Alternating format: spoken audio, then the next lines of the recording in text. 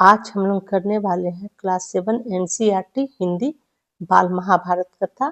आज जो हम लोग चैप्टर करने वाले हैं उस चैप्टर का नाम है मंत्रणा। इससे पहले हम लोग जो चैप्टर किए थे वो है विराट का भर्म। अब हम लोग चैप्टर करेंगे मंत्रणा। आज जो हम लोग चैप्टर करने वाले हैं वो चैप्टर का नाम है मंत्रणा। मंत्रणा का मतलब क्या होता है? विचार विमर्श या सलाह किसी से लेना। तो आज देखते हैं। इस चैप्टर करने से पहले कुछ हम लोग शब्द अर्थ समझ लेते हैं जिससे कि चैप्टर को आपको समझने में आसानी होगी। आगंतुक का मतलब क्या होता है? पधारे हुए मेहमान मतलब आए हुए, इकट्ठे मतलब एकत्र। हितैषी हित चाहने वाला, आग बबूला होना, बहुत अधिक क्रोधित होना। विवश मजबूर को बोलते हैं, कपट धोखा को बोलते हैं, सरासर बिल्कुल पूरी तरह। विलंब देरी को बोलते हैं, नासमझी बेवकूफी को बोलते हैं, लड़कपन बचपन को बोलते हैं। आगामी मतलब आने वाला, निवृत्त मतलब मुक्ति, प्रविष्ट होना प्रवेश करना, बेखटके बिना रोक टोक के। सैनागर मतलब सोने का कमरा होता है। पैताने पैरों की ओर, पथ प्रदर्शक जो होता है राह दिखाने वाला, आनंद की सीमा न रहना, अत्यधिक प्रसन्न होना। सहज आसान को बोलते हैं, तटस्थ जो है किसी का पक्ष न लेना, दिल बलिए उछलना, बहुत अधिक प्रसन्न होना। बुद्धू मूर्ख को बोलते हैं, निशस्त्र बिना हथियार के। सखा मित्र को बोलते हैं, प्रभाव भावी को बोलते हैं। वध हत्या को बोलते हैं, असमंजस संदेह, दिलासा देना, तसल्ली देना, सर्वनाश पूरी तरह से नाश। अब हम लोग करते हैं चैप्टर को पढ़ना। 13वां वर्ष पूरा होने पर पांडव विराट की राजधानी छोड़कर विराट के ही राज्य में स्थित उपलब्य नामक नगर में जाकर रहने लगे। अज्ञातवास की अवधि पूरी हो चुकी थी, इसलिए पांचों भाई प्रकट के रूप में रहने लगे। आगे का कार्यक्रम तय करने के लिए उन्होंने अपने भाई बंधुओं एवं मित्रों को बुलाने के लिए दूत भेजे। भाई बलराम, अर्जुन की पत्नी सुभद्रा तथा पुत्र अभिमन्यु और यदुवंश के कई वीरों को लेकर कृष्ण उपलब्य जा पहुंचे। इंद्रसेन आदि राजा अपने अपने रथों पर चढ़कर उपलब्य आ पहुंचे। काशीराज और वीरसेन भी अपनी 2 अक्षौहिणी सेना के साथ आकर युधिष्ठिर के नगर में पहुंच गए। जब 13 वर्ष पूरा हो गया था, मतलब 12 वर्ष का वनवास, 1 वर्ष का अज्ञातवास जब पूरा हो गया तो क्या पांडव लोग क्या किए? विराट राज छोड़ के, राजधानी को छोड़ के एक उपलब्य नामक नगर में जाके रहने लगे। जब अज्ञातवास की अवधि पूरी हो गई थी तो पांचों भाई अब सबके सामने आ चुके थे, सबके सामने रह रहे थे। तब उन्होंने तय किया कि अब सबको बुलाते हैं, अब बुला के हम लोग राय विचार करते हैं, राय मशवरा लेते हैं कि आगे हम लोग को क्या करना चाहिए। तो उसमें किसे किसे बुलाते हैं? तो बलराम को बुलाते हैं, अर्जुन की पत्नी सुभद्रा आती है, पुत्र अभिमन्यु आते हैं, यदुवंश के कई वीर आते हैं और सभी को लेके श्री कृष्ण जो है उपलब्य जा पहुंचते हैं।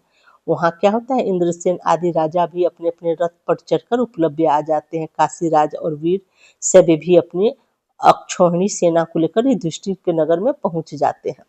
पंचाल राज द्रुपद 3 अक्षौहिणी सेना लाए। उनके साथ शिखंडी, द्रौपदी का भाई धृष्टद्युम्न और द्रौपदी के पुत्र भी आ पहुंचे। और भी कितने ही राजा अपनी अपनी सेनाओं को साथ लेकर पांडवों की सहायता के लिए आ गए। अब सभी कोई मदद करने के लिए, पांडवों सबकी मदद करने के लिए सब युधिष्ठिर के पास पहुंचने लगे। सब अपनी अपनी सेना लेके पहुंच रहे थे। सबसे पहले अभिमन्यु के साथ उत्तरा का विवाह किया गया। इसके बाद विराट राज के सभा भवन में सभी आगंतुक मतलब अतिथि राजा मंत्रणा के लिए इकट्ठे हो गया। मतलब विचार, मंत्रणा मतलब विचार विमर्श के लिए इकट्ठे हो गए। विराट के पास श्री कृष्ण और युधिष्ठिर बैठे, द्रुपद के पास बलराम और सात्विक और भी कितने ही प्रतापी राजा सभा में विराजमान थे। सभा में सबके अपने अपने आसन पर बैठ जाने पर श्री कृष्ण उठे और बोले, सामान्य बंधुओं और मित्रों, आज हम सब यहीं इसलिए इकट्ठा हुए हैं कि कुछ ऐसे उपाय सोचे जो युधिष्ठिर और राजा दुर्योधन के लिए लाभप्रद हो, न्यायोचित हो और जिनसे पांडवों तथा कौरवों का सुयश बढ़े। जो राज्य युधिष्ठिर से छीना गया है उनको वापस मिल जाए तो पांडवों शांत हो जाएंगे और दोनों में संधि हो सकती है। मेरी राय में इस बार में दुर्योधन के साथ उचित रीति से बातचीत करके उन्हें समझाने के लिए ऐसे व्यक्ति को दूत बनाकर भेजना होगा जो सर्वथा योग हो गया। अब सब मिलकर आपस में राय विचार करने लगे, एक दूसरे को मशवरा देने लगे कि क्या करना चाहिए। तो उसमें कृष्ण जी अपना बात बताते हैं कि क्या क्या करना चाहिए, कैसे करना चाहिए। तो क्या बोलते हैं सभी मित्रों को, वहाँ जितने राजा वगैरह सब बैठे थे, उपस्थित थे, तो वो बोल रहे हैं कि युधिष्ठिर राजा दुर्योधन के लिए, मतलब वो बोल रहे हैं कि हम लोग इस तरह से निर्णय लें कि युधिष्ठिर के लिए और राजा दुर्योधन के लिए, दोनों के लिए सही हो और न्याय उचित हो, और जिनसे पांडव तथा कौरवों का सुयश बढ़े। राज्य जो युधिष्ठिर से छीना गया है उन्हें वापस मिल जाए, और इससे पांडव भी शांत हो जाए, दोनों में संधि भी हो जाए। इस प्रकार का वो अपना सुझाव दे रहे थे और बोल रहे थे किसी को दूत बनाकर दुर्योधन के पास भेजा जाना चाहिए। तब बलराम उठे और बोले, कृष्ण ने जो सलाह दी है वो मुझे न्यायोचित लगती है। आप लोग जानते ही हैं कि कुंती के पुत्रों को आधा राज्य मिला था, वे उसे जुए में हार गए, अब वे उसे फिर से प्राप्त करना चाहते हैं। यदि शांतिपूर्ण ढंग से बिना युद्ध किए ही वो अपना राज्य प्राप्त कर सके तो इससे न केवल पांडवों बल्कि दुर्योधन तथा सारी प्रजा की भलाई होगी। अब क्या बोलते हैं, बलराम जी उठते हैं, बोलते हैं कि नहीं, श्री कृष्ण सही बोल रहे हैं। क्या कह रहे हैं, जुए में तो कुंती का पुत्र जो थे, तो उनको तो एक आधा राज्य मिला था, फिर आधा राज्य में भी वो जुए में हार गए थे, तो ये लोग फिर से उसे प्राप्त करना चाहते हैं। तो अच्छा यही रहेगा कि अगर बिना युद्ध किए वो राज्य इन लोगों को मिल जाता है तो उसमें पांडव बल्कि दुर्योधन तथा सारी प्रजा की भलाई होगी, मतलब युद्ध नहीं होगा। युद्ध होगा तो क्या होगा, बहुत सारे सैनिक मारे जाएंगे ना। बलराम के कहने का सार यह था कि युधिष्ठिर ने जानबूझकर अपनी इच्छा से जुआ जुआ खेलकर राज्य गंवाया था। अब बलराम क्या कहने, मतलब कहने का बलराम का क्या मतलब था, बलराम के कहने का मतलब था कि युधिष्ठिर तो जानबूझकर जुआ खेले और अपने राज्य को गंवा दिए थे ना। तो उनकी इन बातों से यदुकुल का वीर और पांडवों का हितैषी सात्विक आग बबूला हो उठा। जब इस तरह से बलराम बोलते हैं युधिष्ठिर है जानबूझकर जुआ में हरा दिए थे, तो ये बात जो है ना, सो सात्विक जो राजा जो है यदुकुल का, और वो क्या है, पांडवों का हितैषी है, मतलब दोस्त है, मित्र है, तो वो बलराम की इस बात से आग बबूला हो उठते हैं, मतलब गुस्सा हो जाते हैं। उससे न रहा गया हुआ उठकर कहने लगा, बलराम जी की बातें मुझे जरा भी न्यायोचित नहीं मालूम होती। युधिष्ठिर को आग्रह करके जुआ खेलने पर विवश किया गया और खेल में कपट से हराया गया था, फिर भी इनकी सज्जनता ही थी जो प्रण निभाकर इन्होंने खेल की शर्तें पूरी की। दुर्योधन और उनके साथी जो ये चिल पुकार मचा रहे हैं कि 12 महीने पूरे होने से पहले पांडवों को उन्होंने पहचान लिया, सरासर झूठ है और बिल्कुल अन्याय है। मेरी राय में दुर्योधन बगैर युद्ध के मानेगा ही नहीं, इसलिए विलंब करना हमारे लिए बिल्कुल नासमझी की बात होगी। बलराम की इस बात से सात्विक जो है सो गुस्सा करने लगते हैं और बोलने लगते हैं कि युधिष्ठिर अपने मन से जुआ नहीं खेले थे, उन्हें उन पर दबाव बनाया गया था, और जुआ भी खेले तो उन्होंने जो जुआ में दुर्योधन से जीते थे वो छल और कपट से जीते थे। मेरा विचार यह है कि दुर्योधन ऐसा है कि बिना युद्ध के मानेगा नहीं, इसलिए हम लोगों को विलंब नहीं करना चाहिए, हम लोगों को जल्दी में ही इस समस्या का समाधान निकालना चाहिए। सात्विक की इन दृढ़तापूर्ण और जोरदार बातों से राजा द्रुपद बड़े खुश हुए, वो उठे और बोले, सात्विक ने जो कहा वो बिल्कुल सही है, मैं उनको जोरों से समर्थन करता हूँ। शल्य, दृष्टकेतु, जैतसेन, कैकेयी आदि राजाओं के पास अभी से दूत भेज देने चाहिए। इसका मतलब यह नहीं है कि सुलह का प्रयत्न ही न किया जाए, बल्कि मेरी राय में तो धृतराष्ट्र के पास अभी से किसी योग्य व्यक्ति को दूत बनाकर भेजना ही बहुत जरूरी है। अब लोग कह रहा कि ठीक है युद्ध से मानेगा नहीं, लेकिन इसका मतलब ये नहीं है कि हम लोगों को कोशिश नहीं करना चाहिए। हम लोगों को कोशिश करना चाहिए कि बिना अगर युद्ध के सब समस्या का समाधान निकल जाए तो इसमें मतलब बुराई क्या है। तो ऐसे में लोग चाह रहे कोई ऐसा व्यक्ति, सुयोग्य व्यक्ति जो दूत बनकर जाए। राजा द्रुपद के कह चुकने के बाद श्री कृष्ण उठे और बोले, सज्जनों, पंचाल राज ने जो सलाह दी है बिल्कुल ठीक है। भैया बलराम जी और मुझ पर कौरवों का जितना हक है उतना ही पांडवों का भी है। हम यहाँ किसी का पक्षपात करने नहीं बल्कि उत्तरा के विवाह में शामिल होने के लिए आए हैं। हम सब अपने स्थान पर वापस चले जाएंगे। द्रुपद की ओर देखकर द्रुपद राज, आप सभी राजाओं से श्रेष्ठ हैं, बुद्धि और आयु में भी बड़े हैं, हमारे लिए तो आप आचार्य के समान हैं। धृतराष्ट्र भी आपकी बड़ी इज्जत करते हैं। अब द्रुपद की ओर सब देखकर कहते हैं कि आप राजाओं में श्रेष्ठ हैं, आयु में भी बड़े हैं, हमारे लिए तो आप आचार्य मतलब गुरु के समान हैं, और धृतराष्ट्र भी आपकी इज्जत करते हैं। मतलब कहने का क्या मतलब है कि आप भी जा सकते हैं दूत बन के। द्रोण और कृपाचार्य तो आपके लड़कपन के साथी भी हैं, इसलिए उचित तो यही होगा कि जो कुछ दूत को समझाना बुझाना है वो आप भी समझा दे और उन्हें हस्तिनापुर भेज दे। यदि इसके बाद दुर्योधन न्यायोचित रूप से संधि के लिए तैयार न हो तो सब लोग सब तरह से तैयार हो जाए और हमें भी कहला भेजे। यह निश्चय हो जाने के बाद श्री कृष्ण अपने साथियों सहित द्वारका लौट गए। मतलब सब तो उत्तरा की शादी अभिमन्यु की शादी में वहां पहुंचे थे और इस तरह का वहां पर राय विचार होता है कि किसको भेजा जाना चाहिए। ये सब बातचीत हो जाने के बाद क्या होता है ना, वो श्री कृष्ण जो है अपने साथियों सहित द्वारिका लौट जाते हैं। विराट, द्रुपद, युधिष्ठिर आदि युद्ध की तैयारियां करने में लग गए। चारों ओर दूत भेजे गए। सब मित्र राजाओं को सेना इकट्ठे करने का संदेश भेज दिया गया। पांडवों के पक्ष में राजा लोग अपनी अपनी सेना सज्जित करने लगे। इधर ये तैयारियां होने लगी, उधर दुर्योधन आदि भी चुपचाप बैठे नहीं रहे। वो भी युद्ध की तैयारियों में जी जान लगाए। उन्होंने अपने मित्रों के यहाँ द्वारा संदेश भेजे जिससे सेनाएं इकट्ठी की जा सके। इस तरह सारा भारतवर्ष आगामी युद्ध के कोलाहल से गूंजने लगा। मतलब पांडवों सब भी युद्ध की तैयारी करने लगे, कौरवों भी करने लगे। मतलब सब सब अपने मित्र दोस्त सब जो उन लोग के राजा थे सबके यहाँ दूत भेज के अपना वो लोग सेना सब इकट्ठा कर रहे थे। युद्ध का तैयारी चल रहा था। जैसे लग रहा था पूरा भारतवर्ष में मतलब युद्ध का कोलाहल सा गूंजने लगा। कोलाहल का मतलब शोर होने लगा युद्ध का। शांति चर्चा के लिए हस्तिनापुर को दूत भेजने के बाद पांडव और उनके मित्र राजागण जोरों से युद्ध की तैयारियां में जुट गए। श्री कृष्ण के पास अर्जुन स्वयं पहुंचे। इधर दुर्योधन को भी इस बात की खबर मिल गई कि उत्तरा के विवाह से निवृत्त होकर श्री कृष्ण द्वारका लौट गए हैं। सो वह द्वारका को रवाना हो गया। अब दुर्योधन को पता चला कि श्री कृष्ण तो वहां गए थे, उत्तरा की शादी में गए थे। उसके बाद शादी उदी से वो निवृत्त होके मतलब समाप्त हो गया तो वो द्वारिका पहुंच गए। इसके बाद क्या होता है ना, तो इधर दुर्योधन को इस बात का खबर मिलता है कि श्री कृष्ण द्वारका लौट गए तो वो भी द्वारिका की ओर श्री कृष्ण से मिलने के लिए रवाना हो गया, मतलब निकल पड़ा। संयोग की बात है कि जिस दिन अर्जुन द्वारका पहुंचा ठीक उसी दिन दुर्योधन भी वहां पहुंचा। श्री कृष्ण के भवन में दोनों एक साथ ही प्रविष्ट हुए। श्री कृष्ण उस समय आराम कर रहे थे। अर्जुन और दुर्योधन दोनों ही उनके निकट संबंधी थे, इसलिए दोनों ही बेखटके शयनागार में चले गए। मतलब सोने वाले रूम में जहाँ श्री कृष्ण आराम कर रहे थे, सो रहे थे, तो बिना किसी रोक टोक के वो लोग तब दोनों ही उन लोगों के कृष्ण के मतलब संबंधी थे, इसलिए उन लोगों को पूछने का जरूरत नहीं पड़ता था कि वो लोग श्री कृष्ण से मिलने जाए कि नहीं जाए। तो वो लोग डायरेक्ट उनके रूम में चले जाते। वहाँ क्या था, श्री कृष्ण आराम कर रहे थे। दुर्योधन आगे था, अर्जुन जरा पीछे। कमरे में प्रवेश करके दुर्योधन श्री कृष्ण के सिरहाने एक ऊंचे आसन पर जा बैठा। अर्जुन श्री कृष्ण के पैतान ही हाथ जोड़े खड़ा रहा। तो आगे आगे दुर्योधन था, पीछे अर्जुन था। तो दुर्योधन जो है तो आगे जाके श्री कृष्ण के बगल में जो सिरहाने के पास एक ऊंचा आसन रखा था उस पर जाके बैठ गया।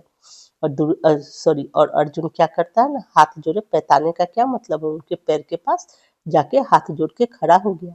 श्री कृष्ण की नींद खुली तो उन्होंने सामने अर्जुन को खड़े देखा। उन्होंने उठकर उसका स्वागत किया और कुशल पूछी। बाद में घूमकर आसन पर बैठे दुर्योधन को देखा तो उसका भी स्वागत किया और कुशल समाचार पूछे। उसके बाद दोनों के आने का कारण पूछे।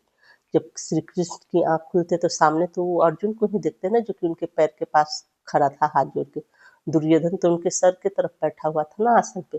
तो पहले अर्जुन से कुशल पूर्वक पूछते हैं, उसके बाद जब पीछे मुड़ के देखते हैं तो देखते हैं दुर्योधन भी बैठा हुआ है, तो दुर्योधन से भी पूछते हैं। दुर्योधन जल्दी से पहले बोला, श्री कृष्ण ऐसा मालूम होता है कि हमारे और पांडवों के बीच जल्दी ही युद्ध छिड़ेगा। यदि ऐसा हुआ तो मैं आपसे प्रार्थना करने आया हूँ कि आप मेरी सहायता करें। सामान्यतः यह नियम है कि जो पहले आए उसका काम पहले हो। आप विद्वत जनों में श्रेष्ठ है, मतलब विद्वान जनों में आप श्रेष्ठ है। आप सबसे पथ प्रदर्शक है, आप सबके पथ प्रदर्शक है। अतः बड़ों की चलाई हुई प्रथा पर चले और पहले मेरी सहायता कर। दुर्योधन श्री कृष्ण से क्या बोलते हैं कि पहले तो मैं आया हूँ, इसलिए आप पहले मेरी बात सुने और मेरी सहायता करें। और नियम भी यही होता है कि जो पहले आता है उसी का पहले काम किया जाता है, मतलब उसी को मदद किया जाता है। आप तो विद्वान जनों में भी मतलब श्रेष्ठ है, मतलब सबसे श्रेष्ठ है, इसलिए आप पथ प्रदर्शक के काम है, मतलब आप सही रास्ता दिखाएंगे। इसलिए बड़ों की चलाई हुई ये प्रथा है कि जो पहले प्रवेश करे, जो पहले आए, तो उसी की बात पहले सुनी जाए। तो आप मेरी सहायता करें। यह सुनकर श्री कृष्ण बोले, राजन आप पहले पहुंचे जरूर, लेकिन मैंने तो पहले अर्जुन को ही देखा था। मेरी निगाह में तो दोनों ही बराबर है, इसलिए कर्तव्य भाव से मैं दोनों की ही समान रूप से सहायता करूंगा। पूर्वजों की चलाई हुई प्रथा यह है कि जो आयु में छोटा हो उसी को पहले पुरस्कार देना चाहिए। लेकिन ठीक है आप दोनों, लेकिन मैंने जब आँख खोला तो पहले तो मैं अर्जुन को ही देखा।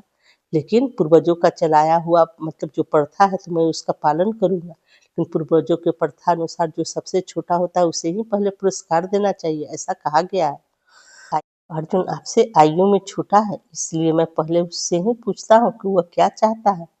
अर्जुन की तरफ मुड़कर श्री कृष्ण बोले, पार्थ सुनो, मेरे वंश के लोग नारायण कहलाते हैं। वो बड़े साहसी और वीर भी है। उनका उनकी एक भारी सेना इकट्ठी की जा सकती है। मेरी यह सेना एक तरफ होगी, दूसरी तरफ अकेला मैं रहूंगा। मेरी प्रतिज्ञा यह भी है कि युद्ध में मैं न तो हथियार उठाऊंगा न ही लड़ूंगा। तुम भली भांति सोच लो, तब निर्णय करो। इन दोनों में जो पसंद हो वह लो। अब अर्जुन की तरफ मुड़ के श्री कृष्ण बोलते हैं कि एक तरफ मेरी नारायणी सेना रहेगी जो बड़ी वीर और साहसी है, दूसरी तरफ मैं अकेला रहूंगा। लेकिन मैं युद्ध भी नहीं करूंगा और हथियार भी नहीं उठाऊंगा। इसलिए तुम सोच लो, तुम्हें मेरी नारायणी सेना चाहिए या मैं कृष्ण अकेला तुम्हें चाहिए। ये सोचकर सही निर्णय लो और मुझे बताओ। बिना किसी हिचकिचाहट के अर्जुन बोला, आप शस्त्र उठाए या न उठाए, आप चाहे लड़े या न लड़े, मैं तो आपको ही चाहता हूँ। अर्जुन बोलते हैं। दुर्योधन के आनंद की सीमा न रही। वह सोचने लगा कि अर्जुन ने खूब धोखा खाया और श्री कृष्ण की वह लाखों वीरों वाली भारी भरकम सेना सहज में ही उसके हाथ आ गई। यह सोचता और हर्ष से फूला न समाता। दुर्योधन बलराम जी के यहाँ पहुंचा और उनको सारा हाल कह सुनाया। और दुर्योधन मन ही मन खुश होने लगा कि अर्जुन कैसा मूर्ख है जो कि उसे नारायणी सेना को चूज नहीं किया और अकेले श्री कृष्ण को चूज कर लिया। इसके बाद खुशी के मारे उसे खुशी से वो फूला नहीं समा रहा था। इसके बाद दुर्योधन जो है सो बलराम जी के यहाँ पहुंचता है। बलराम जी और दुर्योधन जो है सो बलराम से ना गदा की शिक्षा ली थी। गदा गदा युद्ध सीखा था उससे। तो दुर्योधन बलराम के पास पहुंचता है और खुशी खुशी ये सारा हाल कह सुनाता है कि कैसे अंदर में क्या हुआ। अर्जुन जो है किस प्रकार श्री कृष्ण को चूज किया और मैं कैसे और मुझे नारायणी सेना मिल गई। तो इस बात से दुर्योधन बहुत खुश था। बात से दुर्योधन बहुत खुश था। बलराम जी ने दुर्योधन की बातें ध्यान से सुनी और बोले, दुर्योधन मालूम होता है कि उत्तरा के विवाह के अवसर पर मैंने जो कुछ कहा था उसका खबर तुम्हें मिल गई। श्री कृष्ण से भी मैंने कई बार तुम्हारी बात छेड़ी है और उसको समझाता रहा कि कौरव और पांडव दोनों ही हमारे बराबर के संबंधी है। किंतु कृष्ण मेरी सुने तब न। मैंने निश्चय कर लिया कि मैं युद्ध में तटस्थ रहूंगा, क्योंकि जिधर कृष्ण न हो उस तरफ मेरा रहना ठीक नहीं है। अर्जुन की सहायता मैं करूंगा नहीं। इस कारण अब मैं तुम्हारी भी सहायता करने योग्य नहीं रहा। मेरा तटस्थ रहना ही ठीक होगा। राम क्या बोलते हैं, दुर्योधन को बोलते हैं कि जिस तरफ कृष्ण है तो मैं मुझे भी उसी तरफ रहना चाहिए। लेकिन क्या है ना कि अगर मैं कृष्ण की तरफ नहीं रह के तुम्हारी तरफ रहूंगा तो ये सही नहीं होगा, मेरे लिए सही बात नहीं होगा। पांडव और कौरव तुम दोनों मेरे लिए बराबर हो। तो मैंने निश्चय कर लिया है कि मैं युद्ध में तटस्थ रहूंगा। कृष्ण जिधर न होंगे और मैं दूसरे तरफ हो जाऊंगा तो ये ठीक बात नहीं है। और मैं जो है अर्जुन की सहायता मैं करूंगा नहीं। और वो बलराम क्या बोल रहे हैं, मैं अर्जुन की सहायता नहीं करूंगा, इसलिए मैं युद्ध में भाग नहीं लूंगा। हस्तिनापुर को लौटते हुए दुर्योधन का दिल बलियो उछल रहा था। खुशी के मारे वो झूम रहा था दुर्योधन। वह सोच रहा था कि अर्जुन बड़ा बुद्धू बना। द्वारका की इतनी बड़ी सेना मेरी हो गई और बलराम जी का स्नेह तो मुझ पर है ही। श्री कृष्ण भी निरस्त्र और सेना विहीन हो गया। यही सोचते विचारते दुर्योधन खुशी खुशी अपनी राजधानी में आ पहुंचा। कृष्ण ने पूछा, सखा अर्जुन, एक बात बताओ, तुमने सेना बल के बजाय मुझे निरस्त्र क्यों पसंद किया? अब कृष्ण अर्जुन से पूछते हैं कि तुमने हमारी नारायणी सेना को नहीं लिया, मुझे ही पसंद किया, तो ऐसा क्यों किया? अर्जुन बोला, बात यह है कि आप में वह शक्ति है जिसमें आप अकेले ही इन तमाम राजाओं से लड़के इन्हें कुचल सकते हैं। फिर अर्जुन बताते हैं कि आप में ऐसी शक्ति है कि आप बिना इन राजाओं से लड़कर उन्हें कुचल सकते हैं। आप अकेले ही सर्वशक्तिमान है। अर्जुन की बात सुनकर श्री कृष्ण मुस्कुराए और बोले, अच्छा यह बात है। और अर्जुन को बड़े प्रेम से विदा किया। इस प्रकार श्री कृष्ण अर्जुन के सारथी बने और पार्थ और सारथी की पदवी प्राप्त की। मद्र देश के राजा शैल्य नकुल सहदेव की मां माद्री के भाई थे। जब उन्हें खबर मिली कि पांडव उपप्लव्य के नगर में युद्ध की तैयारी कर रहे हैं, तो उन्होंने एक भारी सेना इकट्ठी की और उसे लेकर पांडवों की सहायता के लिए उपप्लव्य की ओर रवाना हो गए। राजा शैल की सेना बहुत बड़ी थी। उपप्लव्य की ओर जाते हुए रास्ते में जहां कहीं भी शैल विश्राम करने के लिए डेरा डालते, तो उनकी सेना का पड़ाव कोई 1.5 योजना तक लंबा फैल जाता था। जब दुर्योधन ने सुना कि राजा शैल विशाल सेना लेकर पांडवों की सहायता के लिए जा रहे हैं, तो उसने किसी प्रकार इस सेना को अपनी ओर कर लेने का निश्चय कर लिया। अपने कुशल कर्मचारियों को उसने आज्ञा दी कि रास्ते में जहां कहीं भी राजा शैल और उनकी सेना डेरा डाले, उसे हर तरह की सुविधा पहुंचाई जाए। शल्य पर दुर्योधन के आदर सत्कार का कुछ ऐसा असर हुआ कि उन्होंने पुत्रों के समान प्यार करने योग्य भांजों पांडवों को छोड़ दिया और दुर्योधन के पक्ष में रहकर युद्ध करने का वचन दे दिया। अब क्या हुआ कि शल्य का जहां भी सेना सब रुकता था विश्राम करने के लिए, तो दुर्योधन का जो सेना सब था उसे सारा सुख सुविधा देता था, हर तरह से मदद करता था। तो ऐसा होता है कि शल्य को मतलब होता है अपने भांजों पांडवों को छोड़कर दुर्योधन की तरफ वो सोच लेते हैं कि युद्ध करेंगे। उन्हें लगता है कि दुर्योधन हमारा इतना आदर सत्कार कर रहा है, ये सब कर रहा है, मतलब मदद कर रहा है, हम आ रहे हैं, तो पांडवों को छोड़ो, दुर्योधन के पक्ष में युद्ध करने का वचन दे देते हैं। कव्य में राजा शैल का खूब स्वागत किया गया। मामा को आया देखकर नकुल और सहदेव के आनंद की तो सीमा न रही। जब भावी युद्ध की चर्चा छिड़ी, तो शैल्य ने युधिष्ठिर को बताया कि किस प्रकार दुर्योधन ने धोखा देकर उनको अपने पक्ष में कर लिया है। युधिष्ठिर बोला, मामा जी, मौका आने पर निश्चय ही महाबली कर्ण आपको अपना सारथी बनाकर अर्जुन का वध करने का प्रयत्न करेगा। मैं यह जानना चाहता हूँ कि उस समय आप अर्जुन की मृत्यु का कारण बनेंगे या अर्जुन की रक्षा का प्रयत्न करेंगे।